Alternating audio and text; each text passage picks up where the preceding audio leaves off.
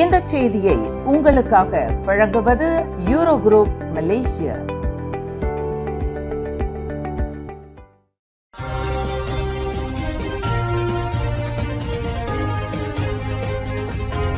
வணக்கம். திசைகளின் 5 மணி செய்திகள். Motor cycle பேரணிகள் கட்டுப்பாடுகள் அவசியம், சைஃபுடின் வலியுறுத்து. மோட்டார் சைக்கிள் பேரணிகளுக்கான தெளிவான வழிகாட்டுதல்கள் நடப்பில் உள்ளதாக உள்துறை அமைச்சர் டத்தோஸ்ரீ சைஃபுடின் நஸ்டியோன் இஸ்மாயில் தெரிவித்தார். பேரணியின் போது சாலை விதிகளை கண்டிப்பாக பின்பற்ற வேண்டும் என்றும் மற்ற வாகனமோட்டிகளுக்கு இடையூறு ஏற்படுத்தக்கூடாது என்றும் அவர் வலியுறுத்தினார். அண்மையில் நடந்த விபத்துகளை சுட்டிக்காட்டிய அவர், காவற்படை மட்டுமே போக்குவரத்தை கட்டுப்படுத்தும் அதிகாரம் கொண்டது என்று கூறினார். பேரணி ஏற்பாட்டாளர்கள் அதன் பங்கேற்பாளர்களின் முழு விவரங்களையும் காவற்படையிடம் வழங்குவது அவசியம் என்றும், சட்டத்திற்கு புறம்பான செயல்களிலும் ஆபத்தான சாகசங்களிலும் ஈடுபடுவது கடும் விளைவுகளை ஏற்படுத்தும் என்றும் அவர் எச்சரித்தார். கைவிடப்பட்ட வீடமைப்பு திட்டங்களுக்கு ஒரு முடிவு கட்டும் முயற்சியாக பில் அண்ட் செல் என்ற மாதிரியை பின்பற்றும் கட்டுமான நிறுவனங்களுக்கு அரசு சலுகைகளை வழங்க உள்ளது. எதிர்வரும் 2030ஆம் ஆண்டிற்குள் கைவிடப்பட்ட திட்டங்கள் இல்லாத நிலையை உருவாக்குவதே இதன் நோக்கம் என வீட்டு வசதி ஊராட்சி மன்ற அமைச்சர் ngா கோமிங் தெரிவித்தார். இந்த புதிய கொள்கை அடுத்த ஆண்டு வரவு செலவு திட்டத்தில் அறிவிக்கப்படும் என்றும், நகர்ப்புற புனரமைப்பு சட்ட பரிந்துரையை மக்களின் நலனுக்காக நாடாளுமன்றத்தில் தாக்கல் செய்யப்படும் என்றும் கூறினார். இந்த திட்டம் பழைய வீடுகளை புதுப்பித்து பாதுகாப்பான மேம்பட்ட வாழ்க்கையை உறுதி செய்யும் என்றும் அவர் மேலும் தெரிவித்தார்.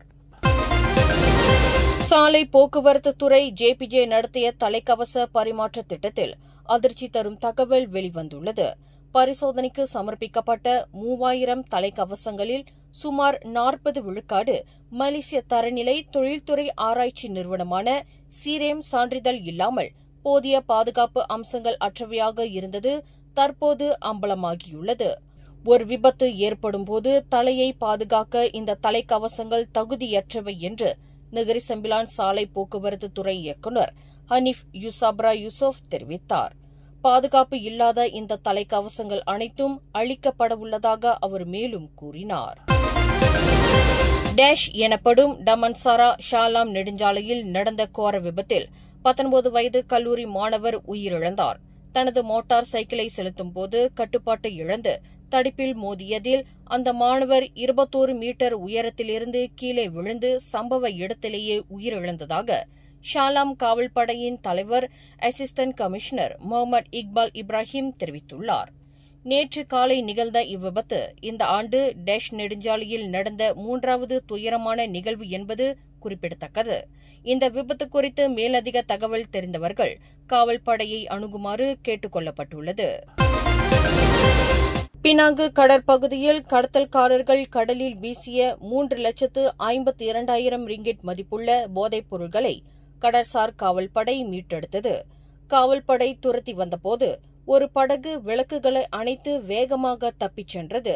அப்போது அந்த படகிலிருந்து சில பொருட்கள் கடலில் வீசப்படுவதைக் கண்ட காவல்படையினர் சுமார் 11.19 கிலோ எடை கொண்ட போதைப் பொருட்களை கண்டுபிடித்ததாக கடல்சார் காவல்படையின் 1ஆம் வட்டார தளபதி அசிஸ்டன்ட் கமிஷனர் ருஸ்லி சேஅரி தெரிவித்தார். தப்பிய படகை தேடும் பணி தீவிரப்படுத்தப்பட்டுள்ளதாக அவர் மேலும் கூறினார். கடந்த 2023இல் கிடா மாநில முதல்வர் சனுசி நோரின் மீது அவதூறு கூறியதாக குற்றம் சாட்டப்பட்ட உள்துறை அமைச்சர் சைஃபுடின் நஸ்டியோன் இஸ்மாயில் இன்று அலோஸ்தார் உயர்நீதிமன்றத்தால் குற்றவாளி என அறிவிக்கப்பட்டார். கனிமங்கள் திருட்டு, அரசு நிதி முறைகேடு ஆகியவை தொடர்பான சைஃபுடினின் குற்றச்சாட்டுகள் சனுசியின் நற்பெயருக்கு களங்கம் விளைவிப்பதாக நீதிபதி ஜொஹான் லீ அப்துல்லா தீர்ப்பளித்தார். இதனால் சைஃபுடின் சனுசிக்கு 6 லட்சம் ரிங்கிட் இழப்பீடும் 70,000 ரிங்கிட் வழக்கு செலவும் செலுத்த வேண்டும் என்று நீதிமன்றம் உத்தரவிட்டது. இந்த தீர்ப்பை எதிர்த்து மேல்முறையீடு செய்யவுள்ளதாக சைஃபுடின் அறிவித்துள்ளார். இன்று அதிகாலை ஜொஹூர் மாநிலம் சிகாமட் நகரில் லேசான நிலநடுக்கம் ஏற்பட்டதால் மக்கள் மத்தியில் பரபரப்பு ஏற்பட்டது. இந்த நிலநடுக்கம் ரிக்டர் அளவில் 4.1 பதிவானது. இந்த நிலநடுக்கத்தால் ஜொஹூர் மட்டுமின்றி மலாக்கா, நகரி செம்பிலான், பஹாங் ஆகிய மாநிலங்களிலும் லேசான அதிர்வுகள் உணரப்பட்டதாக மலேசிய வானிலை ஆய்வு மையமான மெட் மலேசியா தெரிவித்தது. இதுவரை உயிர் சேதமோ பெரிய அளவிலான பொருட்சேதமோ ஏற்படவில்லை என அதிகாரிகள் உறுதிப்படுத்தியுள்ளனர். இருப்பினும் பொதுமக்கள் பாதுகாப்பற்ற கட்டடங்களில் இருந்து விலகி இருக்குமாறும் அதிகாரிகளின் அறிவுறுத்தல்களை பின்பற்றுமாறும் ஜோஹர் மாநில அரசு கேட்டுக் கொண்டுள்ளது. மலேசியா தாய்லாந்து எல்லையில் போதைப்பொருள் கடத்தல் கும்பல் ஒன்று பிடிபட்ட விவகாரத்தில் புதிய திருப்பம் ஏற்பட்டுள்ளது. இந்த கும்பலிடமிருந்து கைப்பற்றப்பட்ட டொயோட்டா வெல்ஃபயர் வகை கார் மலேசியாவிலும் தாய்லாந்திலும் இரட்டை அடையாள அட்டைகளை கொண்ட ஒரு பெண்ணுக்கு சொந்தமானது என கண்டறியப்பட்டுள்ளதாக கிளாந்தான் மாநில காவல்படையின் தலைவர் டத்தோ முகமது யூசுப் முகமது தெரிவித்தார்.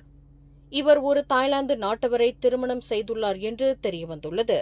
இந்த வழக்கில் தேடப்பட்டு வரும் குற்றவாளியான அப்பெண்ணை கைது செய்ய தாய்லாந்து காவல்படையுடன் இணைந்து மலேசியா காவல்படை தேடுதல் வேட்டையை தீவிரப்படுத்தியுள்ளது. மேலும் செய்திகளை தெரிந்து கொள்ள கீழே இருக்கும் பெல் பட்டனை அழுத்துங்கள்.